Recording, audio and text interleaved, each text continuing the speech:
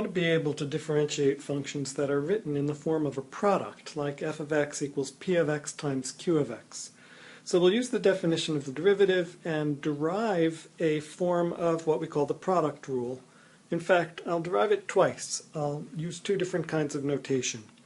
Let's say f of x equals u times v, where u and v are implicit functions of x.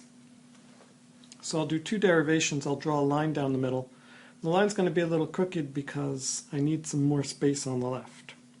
And we'll go step by step. The first step will be to write the definition of the derivative for the function f. F prime of x is the limit as h approaches 0 of f of x plus h minus f of x over h.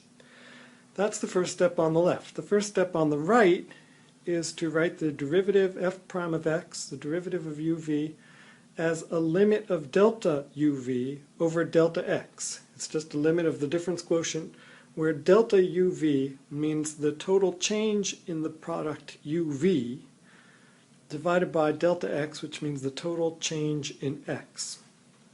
The limit of that difference quotient is the derivative duv over dx. Now, on the left I will substitute in my definitions for f, so we have p of x plus h times q of x plus h minus p of x q of x over h. And on the right, I will rewrite delta uv to be the difference where we take the new value of u times the new value of v and subtract uv. And that will give me the total change in uv. Now, on the left, I'm going to rewrite this difference quotient exactly as it was written on the line above, except I'm going to make my fraction really wide and leave lots of space in the middle, because I'm going to do a trick. I'm going to add something in. I'm going to add in a negative p of x times q of x plus h. Why p of x, q of x plus h? Because this q of x plus h then can be factored out of the first two terms. And if I take this and add it back in so that I balance it out, then I have the p of x here and here can be factored out, and I'll get a much neater form in the next step. Back over to the right, I want to distribute these binomials. So I take the first term, u times v, and then the inner terms, v times delta u, the outer terms, u times delta v, and the last terms would be delta u times delta v, and then I carry down the minus uv and the whole thing over delta x.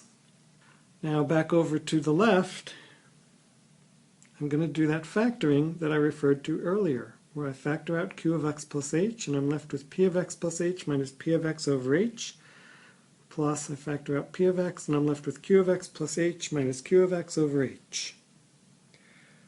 And on the right, well, the first thing I'll do is I'll cancel my two uv terms, and then I'm left with three other terms, which could be written as v times delta u over delta x plus u times delta v over delta x plus delta u times delta v over delta x. Now back to the left. I have now written this limit in a form where every factor has a limit that can be computed. Every factor has a limit that exists. So using the theorems of limits, I compute the limits of the individual factors. And you can see I'm just using the definition of the derivative twice. And I get the result q of x times p prime of x plus p of x times q prime of x. And on the right, I'm going to take a limit, and I get, since that goes to du over dx and that goes to dv over dx, and then we have a factor of 0, we get v times du dx plus u times dv dx. So this is a way of writing the product rule, and this is a way of writing the product rule. Let me state the product rule on this page using u's and v's. The product rule says that the derivative of product uv is the second factor times the derivative of the first plus the first factor times the derivative of the second. Now you're going to practice this many times and you'll come to understand it well, but let's look at a single example just to illustrate it and make sure it's perfectly clear. I'll rewrite the product rule over here. Suppose we want to find the derivative of x to the fifth times x to the seventh. We don't need the product rule for this, but we're just practicing learning how to use the product rule, so we'll use this example to illustrate it. The derivative of x to the fifth times x to the seventh is going to be the second factor times the derivative of the first factor plus the first factor times the derivative of the second factor. That is the statement of the product rule. Now I will use the power rule to find the derivatives of x to the fifth and x to the seventh. The power rule gives x to the seventh times 5x to the fourth plus x to the fifth times 7x to the sixth. Those are the two power rule derivatives being substituted in. And then finally I multiplied together the terms with the same base. They both turn into x to the 11, and I combine like terms, and I get the final answer 12x to the 11. But of course the original question was just finding the derivative of x to the 12th, so we know that 12x to the 11 is the answer we should have expected. And it demonstrates that the product rule has worked in this case.